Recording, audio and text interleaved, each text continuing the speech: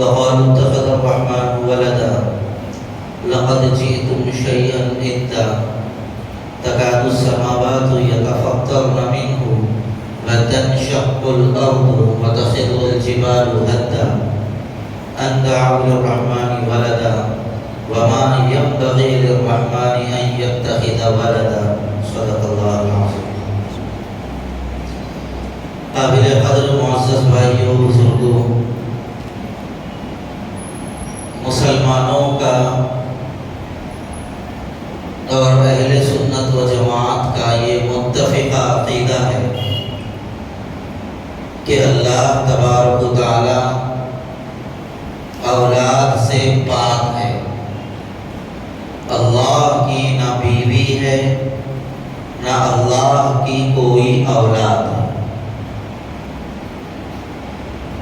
اگر کوئی اللہ کے لیے اولاد مانتا ہے تو وہ اللہ کے ساتھ شرک کرتا ہے، اللہ کی شان میں گستاخی کرتا ہے. اور عیسائیوں کا یہ عقیدہ ہے کہ حضرت عیسیٰ علیہ السلام اللہ کے بیٹے ہیں، نعوذ باللہ، اور اللہ حضرت عیسیٰ علیہ السلام کا نعوذ باللہ باپ ہے. یہ ان لوگوں کا عقیدہ ہے، ہمارا عقیدہ نہیں. اور ان لوگوں نے اس بات کو صراحت کے ساتھ بیان کیا، وہ صرف بیٹا نہیں مانتے بلکہ صلیبی بیٹا مانتے ہیں. صلیبی بیٹا یعنی جیسے ہم لوگ ایک ماں اور باپ سے پیدا ہوئے ہیں، اسی طرح حضرت عیسیٰ علیہ السلام بھی مریم اور اللہ سے پیدا ہوئے. میں سمجھتا ہوں اتنی بات آپ حضرات کو سمجھنے کے لیے کافی. اس کے آگے مزید اس کی صراحت کرنے کی ہماری زبانوں کے اندر تو جرات نہیں ہے. تو یہ ان کا ایسا شرکیہ عقیدہ ہے حضرت عیسیٰ علیہ السلام کے بارے میں. اور حضرت عیسیٰ علیہ السلام کو وہ لوگ جو اللہ کا بیٹا مانتے ہیں، اس پر اللہ تبارک و تعالیٰ نے بڑے غصے کا اظہار فرمایا. قرآن کریم میں اللہ تبارک و تعالیٰ نے 3 لوگوں پر بہت زیادہ غصے کا اظہار کیا. پورے قرآن کریم سب سے زیادہ اللہ تعالیٰ نے ناراضگی کا اظہار یہودیوں سے کیا ہے. اور یہودیوں کا معاملہ یہ ہے کہ کوئی یہودی بن نہیں سکتا. مثال کے طور پر کوئی شخص آگے یہ کہے میں تمہاری مذہب کو مان لوں گا، تمہاری کتابوں کو مان لوں گا، تمہاری پوری ذہنیت کو میں مانتا ہوں، اس پر عمل کرتا ہوں، اس کی تبلیغ بھی کروں گا. وہ لوگ یہ کہیں گے کہ ٹھیک ہے سب کچھ ہے پھر بھی تو ہمارا نوکر ہے. تو یہودی نہیں بن سکتا. جیسا یہ برہمنوں کا عقیدہ ہے، سو بہو یہودیوں کا عقیدہ ہے، اپنے برابر کسی کو نہیں مانتا. یہودی انسان اسی وقت بنتا ہے جب وہ کسی یہودی عورت کے پیٹ سے پیدا ہو. کسی یہودی عورت کے پیٹ سے پیدا ہوا تو ہی یہودی، ورنہ یہودی نہیں. لیکن عیسائیوں نے اپنا دروازہ کھول رکھا ہے اور اپنا جال پھیلا رکھا ہے. عیسائیوں کے پاس عیسائی بنا جا سکتا ہے، بلکہ وہ لوگ عیسائیت کی تبلیغ کرتے ہیں، عیسائی بناتے ہیں لوگوں کو چل پھر کر. مسلمان بھی اپنے مذہب کی تبلیغ اتنی کھل کے نہیں کرتے جتنا عیسائی اپنے مذہب کی تبلیغ کھل کے کرتے ہیں. اور یہ لوگ یہودیوں سے کم نہیں. اللہ تبارک و تعالیٰ نے ان کے اوپر بھی اپنے غصے کا اظہار کیا. یہودی کہتے تھے وقالت الیہود عزیر ابن اللہ. یہود کہتے ہیں، یہود کے بعض قبیلے کہتے تھے کہ حضرت عزیر علیہ السلام جو اللہ کے ایک برگزیدہ نبی تھے وہ اللہ کے بیٹے ہیں. ان کا دیکھا دیکھی ان لوگوں نے بھی بولنا شروع کر دیا وقالت النصارى المسیح ابن اللہ. اور عیسائیوں نے کہا کہ حضرت عیسیٰ اللہ کے بیٹے ہیں.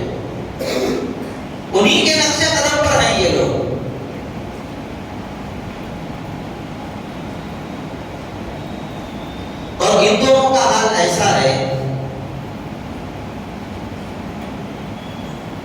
ایک دوسرے کے بارے میں کہتے ہیں ان کا مذہب صحیح نہیں ہے، یہودی عیسائیوں کے بارے میں کہتے ہیں ان کا مذہب صحیح نہیں، اور عیسائی یہودیوں کے بارے میں کہتے ہیں یہ ہم پر نہیں ہے۔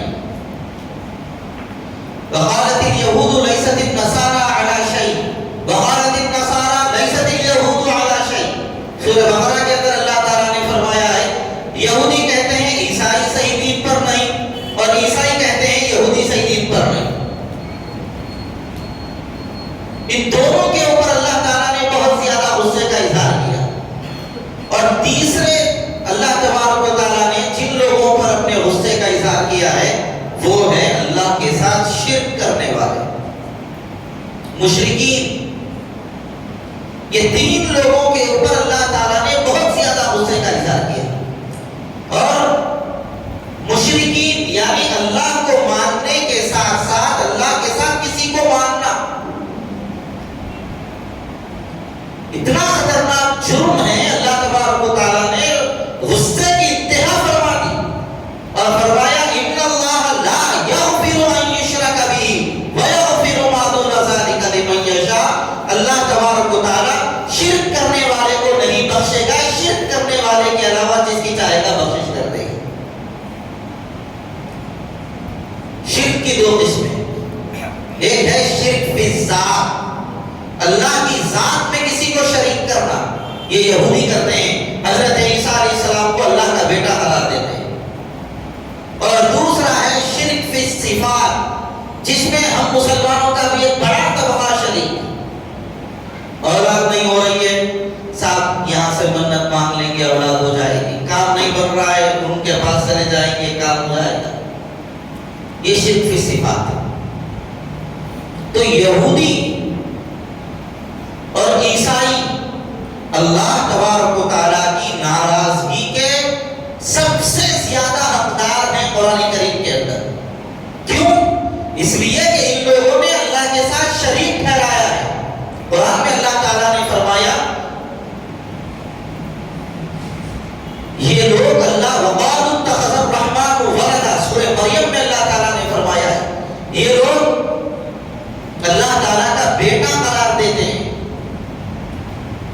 لقد جئتم شيئا إدا تكاد السماوات يتفطرن منه وتنشق الأرض وتخر الجبال هدا أن دعوا للرحمن ولدا وما ينبغي للرحمن أن يتخذ ولدا۔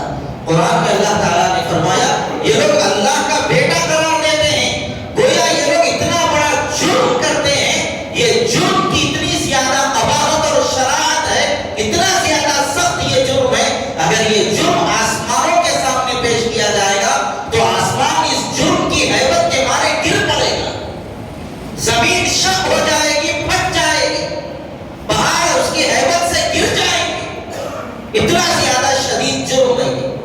کیا جرم ہے؟ ان دعوا للرحمن ولدا، کہ اللہ کے لیے اولاد کا تصور پیش کیا جائے، بہت بڑا جرم، بہت سخت لہجہ اللہ تبارک و تعالیٰ نے یہاں پر استعمال کیا ہے۔ اس کے بعد اللہ تعجب سے فرما رہے ہیں وما ينبغي للرحمن، اور یہ بات کیسے مناسب ہو سکتی ہے کہ اللہ کے لیے بیٹا مان لیا جائے، وہ تو ان ساری چیزوں سے پاک ہے۔ اس لیے بھائیوں اس بات کو آپ اچھی طرح ذہن میں رکھیں کہ حضرت عیسیٰ علیہ السلام اللہ کے بیٹے نہیں ہیں، وہ حضرت مریم کے بیٹے ہیں۔ اللہ تعالیٰ نے بغیر باپ کے ان کو پیدا کیا ہے۔ حضرت عیسیٰ علیہ السلام کے والد نہیں، اللہ تعالیٰ نے بغیر باپ کے ان کو پیدا کیا۔ آپ یہ بات سمجھ جائیں گے تو اور ایک عقیدہ یہاں پر سمجھ جائیے، موجودہ دور میں ایک فتنہ ہے شکیل بن حنیف کا، یہ شکیل کے بارے میں اس کے ماننے والے یہ کہتے ہیں یہ شکیل بن حنیف یہی مہدی ہے اور یہ عیسیٰ بھی ہے۔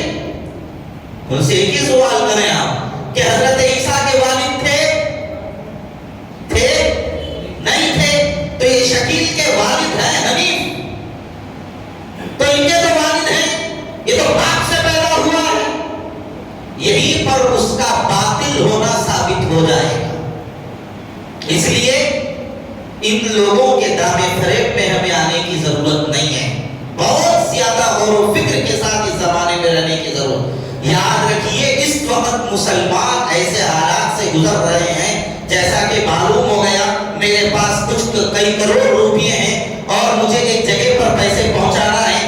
راستے میں ڈاکوؤں اور لٹیروں کی بستی ہے اور ان ڈاکوؤں کو بھی معلوم ہے میرے پاس پیسہ ہے اور اس راستے کے علاوہ کوئی دوسرا راستہ نہیں. تو میں کیسے احتیاط کے ساتھ بچاؤ کے ساتھ اور حفاظت کرنے والے لوگوں کو اپنے ساتھ رکھ کر وہاں سے گزروں گا اور اپنے پیسے کی کس درجہ میں حفاظت کروں گا. ایسے ہی اس وقت اپنے ایمان کی حفاظت کی فکر کرنا ہے. ایمان کے لٹیرے جگہ جگہ پر آئے بیٹھے ہیں, اس لیے ہمیں اپنے ایمان کی بہت زیادہ حفاظت کی فکر کرنا ہے. 25 دسمبر کرسمس ڈے کے نام سے لوگ مناتے ہیں اور یہ کہتے ہیں کہ یہ حضرت عیسیٰ علیہ السلام کی پیدائش کا دن ہے. سراسر جھوٹ ہے, سراسر جھوٹ ہے. حضرت عیسیٰ علیہ السلام کی پیدائش 25 دسمبر کو نہیں ہوئی. سن 530 عیسوی تک بھی حضرت عیسیٰ علیہ السلام کا یوم پیدائش نہیں منایا جاتا تھا اور کوئی دن متعین نہیں تھا. 530 عیسوی تک بھی. 530 عیسوی کے بعد میں مختصر عرض کر رہا ہوں آپ کے سامنے, ان لوگوں نے یہ سوچا ہمارا کوئی یوم حضرت عیسیٰ علیہ السلام کا یوم پیدائش ہونا چاہیے, اس کو متعین کر دینا چاہیے. ان لوگوں نے ایک پادری کو متعین کیا کہ تم حضرت عیسیٰ علیہ السلام کا یوم پیدائش متعین کر دو, جو تم طے کرو گے ہم اس کو مان لیں گے. لہذا اس نے بہت زیادہ تحقیق نہیں کی, صرف اپنے ذہن پہ غور و فکر کرنے کے بعد اس نے یہ کیا کہ دسمبر کے مہینے میں کئی انبیاء پیدا ہوئے, لہذا 25 دسمبر کو حضرت عیسیٰ پیدا ہوئے ہوں گے, لہذا 25 دسمبر حضرت عیسیٰ کی پیدائش کا دن مان لینا چاہیے ہم لوگوں کو. اس نے جب یہ بات کہہ دی تو سب لوگوں نے ماننا شروع کر دیا. کرسمس کے موقع پر موم بتی جلانے کا بھی رواج ہے ان کے پاس, لائٹنگ کا رواج ہے ان کے پاس. آپ نے بھی دیکھا ہوگا کرسمس ٹری پر وہ لوگ لائٹنگ لگا رہے ہیں آج. یہ کیا ہے؟ 536 عیسوی تک بھی کوئی کرسمس ڈے نہیں منایا گیا. اس دوران ایک نوجوان نے ایک مشعل بنائی اور وہ بہت دیر تک چلتی رہی. تو ایک پادری نے اس کی تعریف کی. تو اس پادری سے اس نوجوان نے کہا میں یہ چاہتا ہوں میرا کارنامہ دیر تک یاد رکھا جائے, میں کیا کروں؟ تو اس پادری نے یہ کہا تم اگر اپنے کارنامے کو دیر تک اگر باقی رکھنا چاہتے ہو تو اس کو مذہب کا رنگ دے دو. اس نے کہا کہ صاحب میرے سے تو یہ مشکل ہے, میں ایک عام آدمی ہوں, آپ ہی میری مدد کر سکتے ہیں. اس نے کہا کہ ٹھیک ہے میں تمہاری مدد کروں گا, تم 25 دسمبر سے پہلے خوب موم بتیاں بنا کے رکھ لو. لہذا 24 دسمبر کو اس پادری نے اعلان کر دیا کہ کل 25 دسمبر کی رات میں سورج ڈھلنے کے بعد تم سب کو چرچ میں جمع ہونا ہے اور وہاں پر جو بھی دعا کریں گے وہ دعا کا ختم ہونے سے پہلے قبولیت کے آثار ظاہر ہو جائیں گے. سارے پادری جمع ہو. جب عقلوں پہ پردے پڑ جاتے ہیں نا, ہر بے وقوفی کی چیز دین سمجھ میں آنے لگتی ہے. اس کی ایک زندہ مثال بولوں گا, ایک مثال. قبر میں ہم دفن کرنے کے لیے جب جاتے ہیں نا, میت کو دفن کرنے کے بعد مٹی ڈالنے کا مسئلہ آتا ہے, ڈھونڈ رہا مٹی کو ٹھہر کے آواز لگاتے پیروں کے نیچے سے نہ کھولیو, پیروں کے نیچے سے نہ کھولیو.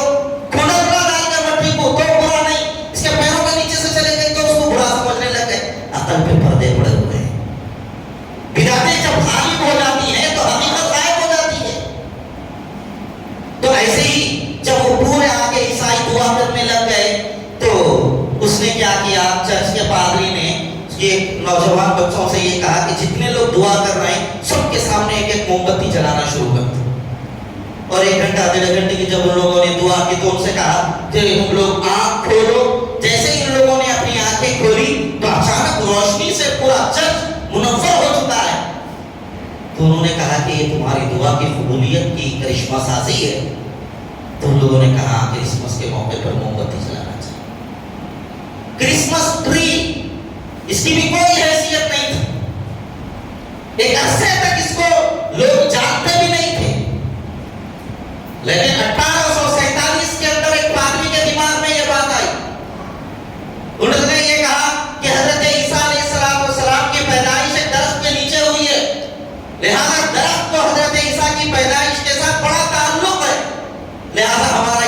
ہونا چاہیے، بہت زیادہ غور و فکر کرے. ہر درخت ایک جیسے ہی نظر آنے لگا.